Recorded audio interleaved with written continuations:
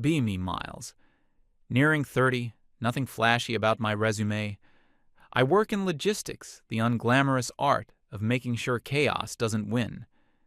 My days are spent untangling routes, deadlines, and moving parts, so everything lands where it's supposed to. The job's reliable, the paycheck clears, and my weekends are mine.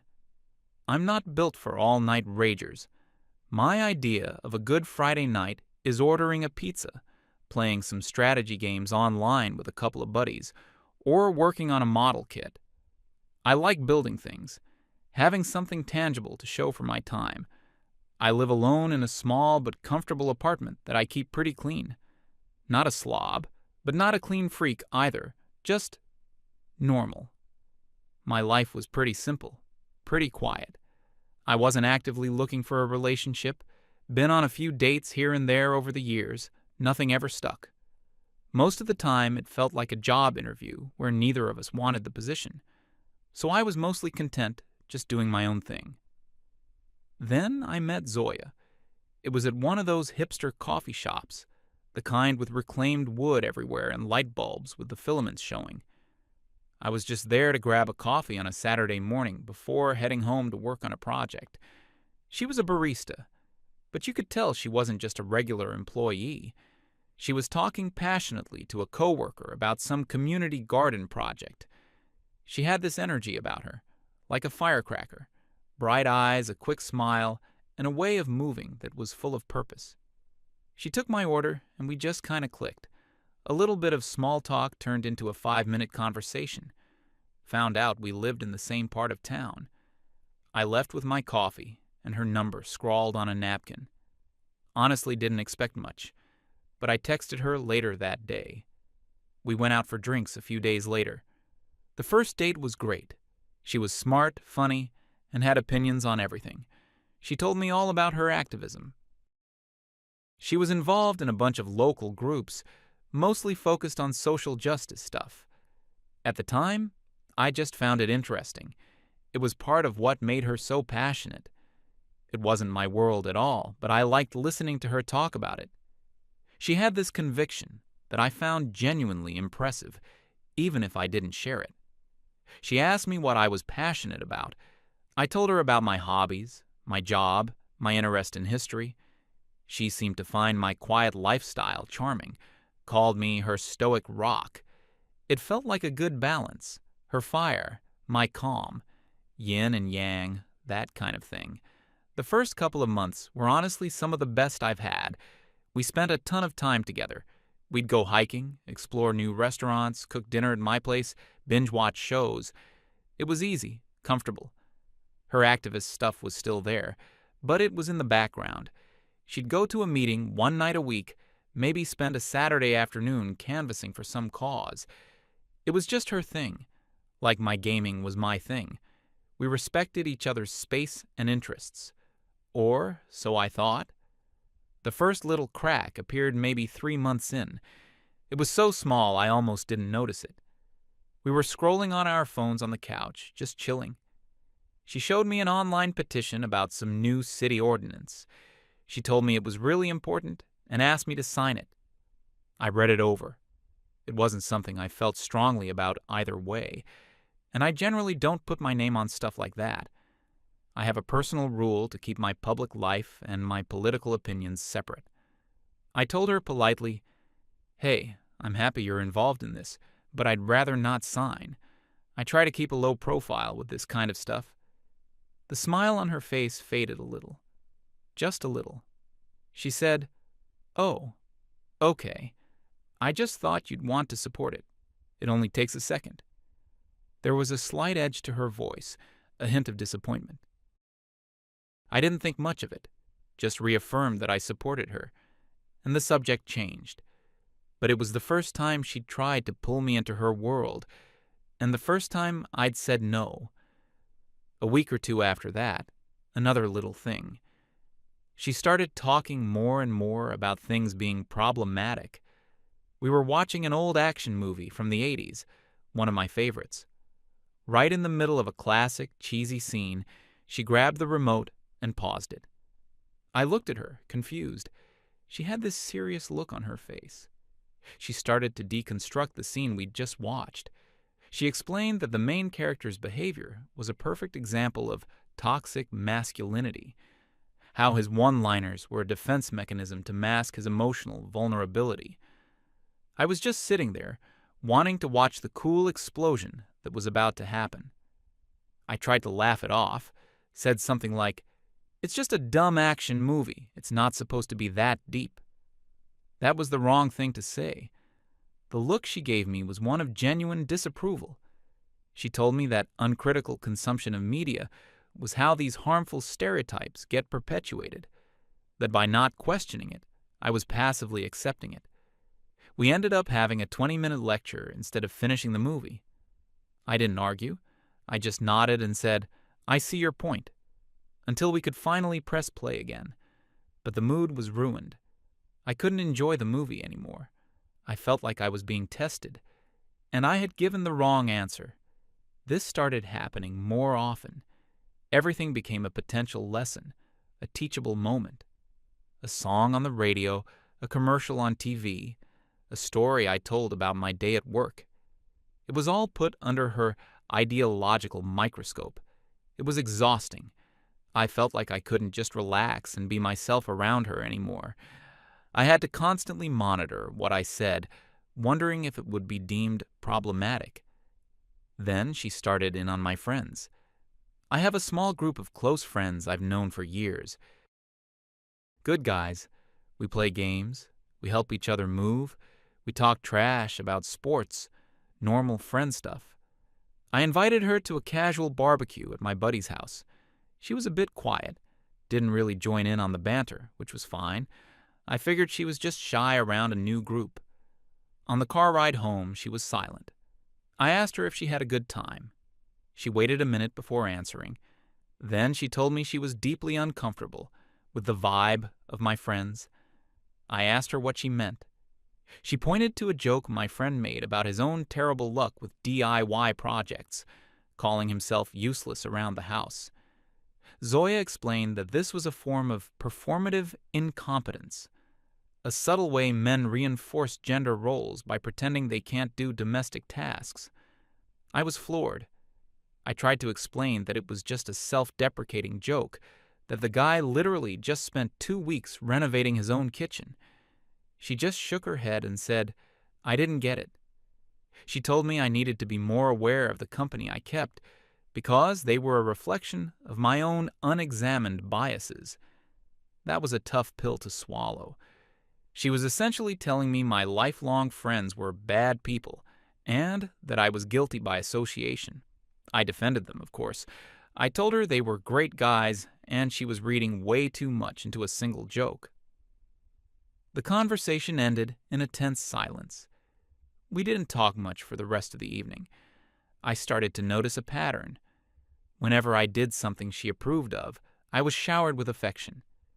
When I did something that went against her worldview, she would become cold and distant. It was subtle emotional blackmail. I was walking on eggshells all the time. The social media stuff also got worse. It went from asking me to sign a petition to tagging me in multiple posts a day, articles about patriarchy, infographics about privilege, calls to action for protests I'd never heard of. My phone was constantly buzzing with notifications from her. And if I didn't like or share them, there would be consequences. She'd send me a text. "Did you see that article I tagged you in? It's really important." It was another test, a public loyalty test. My social media page, which was once just pictures of my dog and dumb memes, was becoming a battleground. I told her again that I wanted to keep my online presence neutral. Her response was sharp this time. She told me that in the fight for justice, there was no neutral ground, that my desire to stay out of it was a form of privilege that many people don't have. It was another lecture, another way to make me feel like I was a bad person for simply wanting to live a quiet life. Things were getting strained, but I still cared about her. I kept telling myself this was just a phase, or that we could find a compromise. I was clinging to the memory of those first few months, hoping we could get back to that. The next major escalation happened a month or so later. There was a small protest being organized downtown. Something about a local company's hiring practices. It was on a Saturday afternoon. She brought it up over dinner one night. She didn't ask me if I wanted to go. She just started planning our day around it. So, the protest starts at 1 p.m. We can grab a coffee before and make some signs. It'll be great. I took a deep breath. I knew this was going to be a difficult conversation. I told her, as gently as I could, that I wasn't going to go. I explained that I had plans to work on a personal project, and that honestly, standing in a crowd shouting slogans was my personal idea of hell. I tried to be supportive in my own way. I offered to help her make her signs, to drop her off and pick her up. Anything but actually going myself. She just stared at me. The look in her eyes was not just disappointment anymore. It was closer to contempt.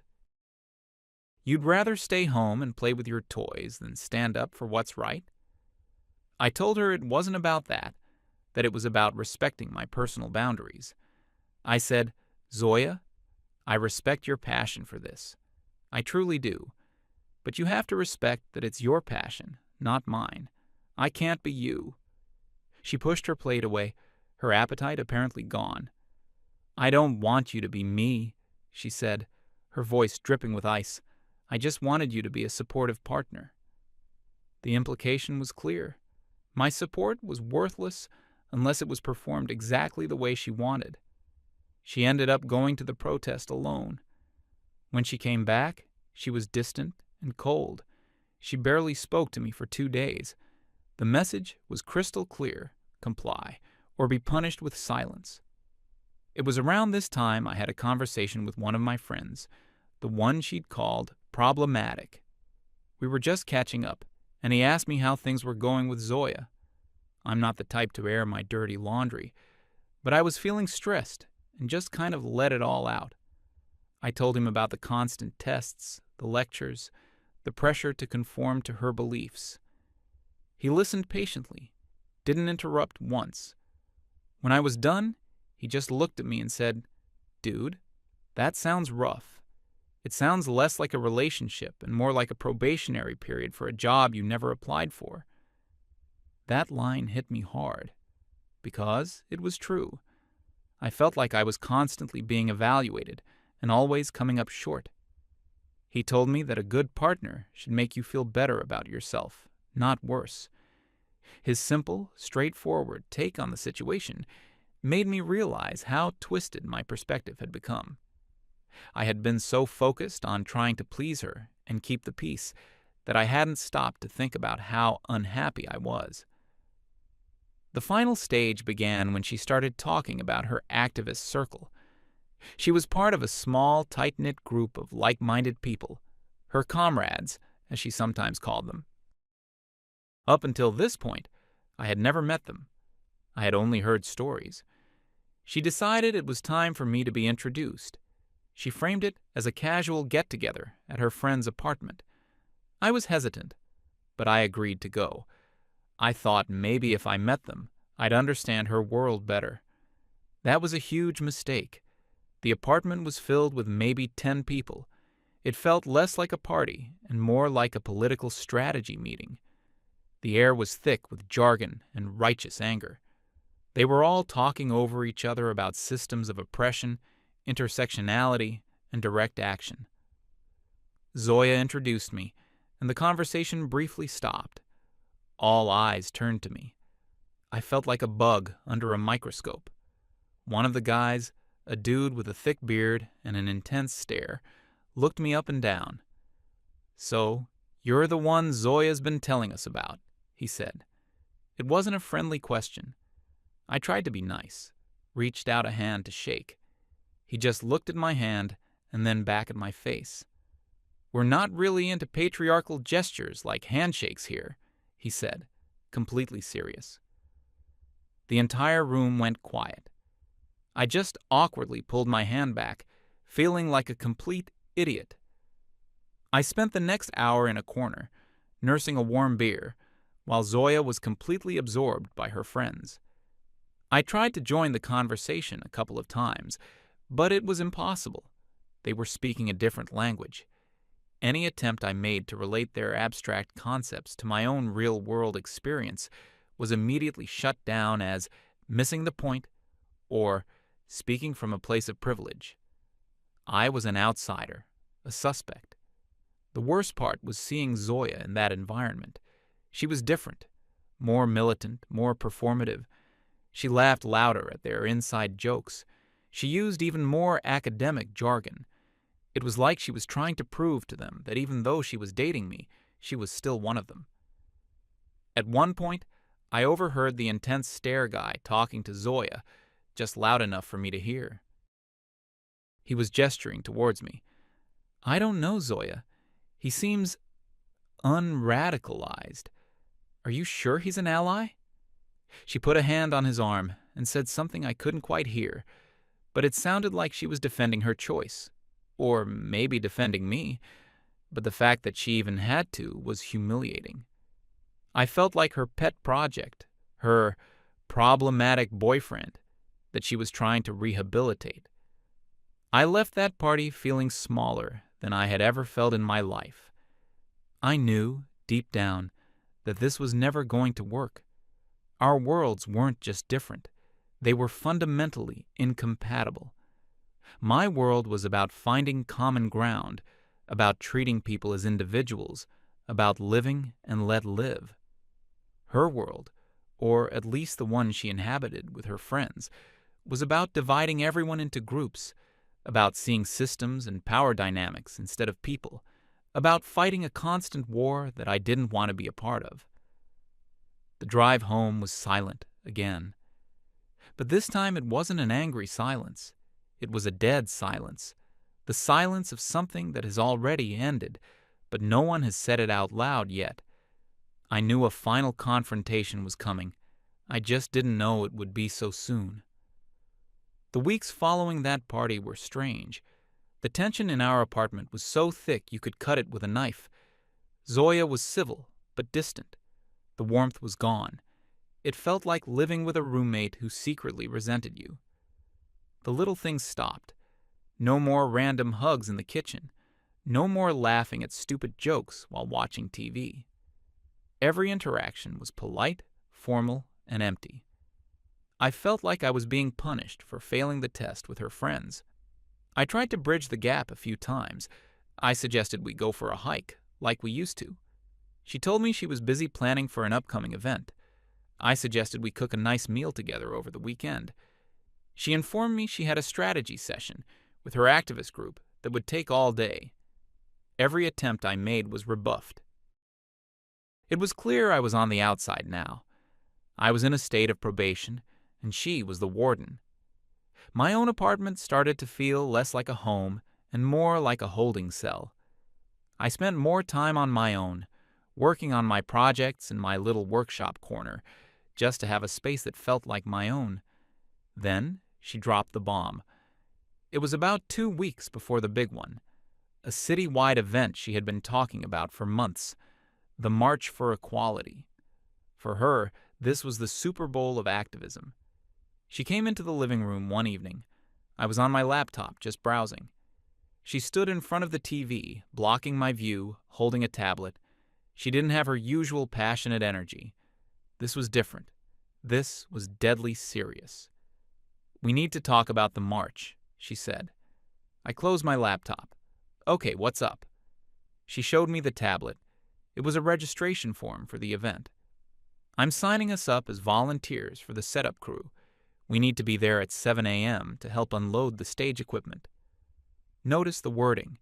I'm signing us up. Not, would you like to? Not, are you interested? It was a declaration. I looked at her, and I knew this was it. This was the final hill. I decided right then that I wasn't going to walk on eggshells anymore. I was done trying to appease her. I was just going to be honest. "Zoya, I'm not going to the march," I said. I said it quietly, without anger. Just a simple statement of fact. She blinked, as if she hadn't heard me correctly. What did you just say?" "I'm not going," I repeated. "I'm happy to support you from home. I can make you a thermos of coffee for the morning. I can pick you up when it's over. But I'm not going to be there." A storm gathered on her face. Her eyes narrowed. "After everything we've talked about? After you saw how important this is to me? You're still refusing?" "It's not about refusing to support you," I tried to explain. "It's about me being my own person. This is your world, Zoya, not mine. And forcing me to participate isn't going to make it mine." She let out a short, sharp laugh. It was a nasty sound. "Your own person? What does that even mean? You have a choice here, Miles. You can either stand on the right side of history, or you can stay home and tacitly support the oppressors." There it was, the black and white worldview where any dissent from her exact position was an act of evil. "This isn't history class," I said, my voice still even. "This is our life. And in our life, I should be allowed to have a Saturday to myself without being called an oppressor." Her face was getting red. "You just don't get it. You never have. This is bigger than your Saturday to yourself. This is about solidarity. This is about showing the world that we are united against injustice, and my partner, of all people, needs to be standing beside me." Her voice was rising with every sentence. "So, what you're saying is, my presence is required as a prop?" I asked. "You don't care if I believe in it, you just need me to be there to complete the picture of the happy activist couple?" That hit a nerve, a raw one. "How dare you?" she hissed. "I want you there because I thought you were a good person. I thought you shared my core values of empathy and justice. But maybe I was wrong. Maybe you're just another selfish man who can't handle being with a strong woman who challenges him." The insults just rolled off my back at that point. I had heard them all before in her little lectures. They had lost their power. I just sat there looking at her, and I felt nothing. Just a deep, profound sadness for what our relationship had become. She was pacing back and forth now, running her hands through her hair. She was working herself up to the grand finale. I could feel it coming. She stopped pacing and turned to face me, planting her feet like she was about to give a speech. Her expression was one of absolute certainty. She thought she held the ultimate trump card. "Okay," she said, her voice suddenly low and dangerously calm. "Okay, let's make this very, very simple, so even you can understand." She took a step closer. "This march is everything to me. It's the culmination of months of work. It represents everything I stand for. My friends will be there. My community will be there. It is the most important day of the year for me." She paused, letting the words hang in the air. "If you love me, and if you respect me, and if you are not the selfish, privileged man I am starting to think you are, you will be there with me. You will be there at 7 a.m., you will help set up, and you will march beside me, carrying a sign." Her eyes were locked on mine. There was no room for negotiation. "If you are not there," she continued, her voice dropping to a whisper, "then I will know everything I need to know about you and about us. If you are not there, then when I come home, I don't want to find you here. We will be done. It's that simple." She delivered the final line with a sense of triumph. She had laid her trap perfectly in her mind. She had made it a choice between the relationship and a single Saturday. To her, the answer was obvious. No sane person would throw away a relationship over something so trivial. She thought she was just formalizing the pressure she'd been applying for months. She truly, 100% believed she had just won. "I'll let you think about your decision," she said, with an air of finality. She then turned and walked into our bedroom, closing the door behind her with a soft click. She left me alone in the living room, in the silence. She expected me to panic, to agonize, to come crawling to the bedroom door in 5 minutes, begging for forgiveness and promising to be the best little volunteer she'd ever seen. I didn't move. I just sat there on the couch, replaying her words in my head. If you are not there, we will be done. And for the first time in a long time, I felt a sense of clarity. She had finally said it out loud. She had made the subtext into text. Our relationship wasn't a partnership. It was a conditional contract. My compliance was a term of service. Her love and affection were benefits I only received as long as I adhered to the terms. And I was tired. So tired of it all. I wasn't angry. I wasn't even hurt anymore. I just felt released. She had just handed me the key to my own cage, thinking it was a chain. I sat there for maybe 10 minutes. The silence in the apartment was absolute. I pulled out my phone. I scrolled through my contacts and called my friend, the one who said it sounded like a probationary period. He picked up on the second ring. Hey man, what's up?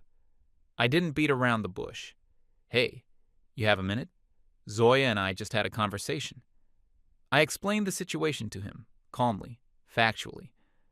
I told him about the march, the demand, and the ultimatum. I relayed her exact words. If I'm not there, we're done. He was quiet on the other end of the line for a moment. Then he just said, Wow, so she's really putting it all on the line, huh? What are you going to do? I took a breath. I'm not going, I said. There was another pause. Good for you, man, he said, and I could hear the relief in his voice. Seriously? Good for you? We talked for a few more minutes. He offered me his couch if I needed it. I told him I appreciated it, and that I'd call him back later. We hung up. That conversation solidified it. Hearing a sane, outside perspective confirmed I wasn't crazy. I wasn't the bad guy here. I was just a guy who wanted to be respected. I stood up from the couch. I walked over to the bedroom door. I didn't knock. I just opened it and walked in. Zoya was sitting on the edge of the bed, scrolling on her phone. She was pretending to be casual, but I could see the tension in her shoulders. She looked up at me, a carefully constructed neutral expression on her face, but her eyes held a spark of smug expectation. She was waiting for my surrender. So, she said, putting her phone down, have you come to your senses? I stood there in the doorway, about 10 feet away from her. I didn't try to argue. I didn't try to explain myself again. I just gave her the answer she asked for. Yes, I've thought about it. A small, triumphant smile started to form on her lips. And? She prompted. I'm not going to the march, I said. The smile vanished. It was like watching a computer program crash in real time. Her face went through 3 distinct phases in about 2 seconds. First, confusion. Her brow furrowed. It was clear her brain was refusing to process what I'd just said. I'm sorry. What? She stammered. Second, denial. A flicker of nervous laughter escaped her lips. This is a joke, right? This isn't funny, Miles. I just looked at her, my expression unchanged. Then came the third phase, shock. Her jaw literally dropped. Her eyes went wide. The full reality of the situation hit her like a physical blow. She had overplayed her hand, and she had just lost everything. So, I continued, my voice still quiet and calm. As you said, that means we're done. I'll just pack a bag with some essentials for now, and I'll arrange a time to come back for the rest of my things later. She shot up from the bed. You can't be serious, she yelled, her voice cracking. You're breaking up with me? You're throwing all of this away over one stupid march? It was incredible. She was trying to frame it as my decision, as me being the one to end things. I'm not the one who made it a condition of our relationship, I said. You did. You gave me the choice. I'm just respecting your terms. The shock on her face was now rapidly being replaced by pure, unfiltered rage. Respecting my terms? Don't you dare twist this. This is because you're a coward. You're so trapped in your pathetic little comfort zone that you'd rather end a relationship than face the real world for one afternoon. I didn't respond. I turned around, walked to the closet, and pulled out my duffel bag from the top shelf. I laid it on the bed, on the side that used to be mine, and started calmly taking a few shirts out of a drawer. Seeing me actually packing seemed to break something inside her. She started screaming. "You are unbelievable. You're just another fragile man who can't handle a woman with a passion. You just wanted me to be quiet and sit on your couch and watch your stupid movies. You never supported me. Not really." I continued to pack. A few pairs of socks, a toothbrush from the bathroom. Each item I placed in the bag was like a nail in the coffin of her world view.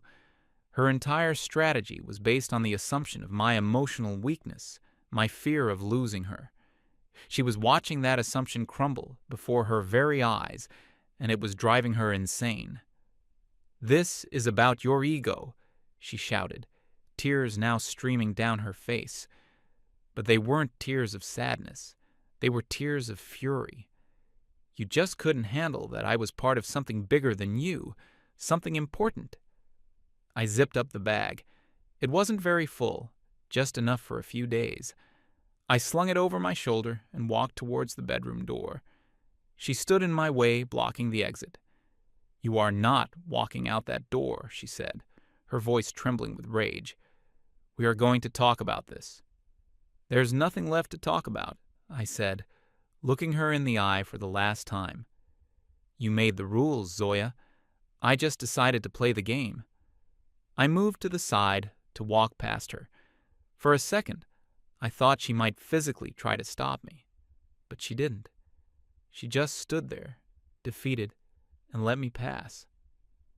I walked out of the bedroom, through the living room where it had all ended, and to the front door of the apartment. I put my hand on the doorknob.